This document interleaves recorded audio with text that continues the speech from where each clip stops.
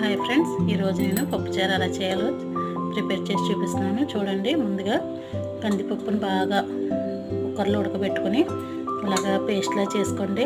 ఇలాగా దాని తర్వాత టమాటా, ఉల్లిపాయ, గ్రీన్ చిల్లీ, బెండకాయ, ఇంకా మన దగ్గర ఉంటే ఆనపకాయ, మునక్కాడ ఇవన్నీ వేసుకోవచ్చు.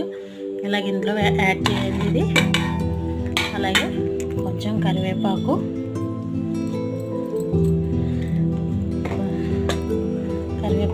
లైట్గా పసుపు,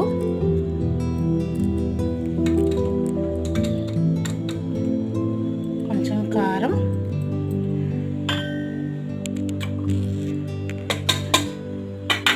నేను ముందుగా తీసి పెట్టుకున్న చింతపండు పులుసు,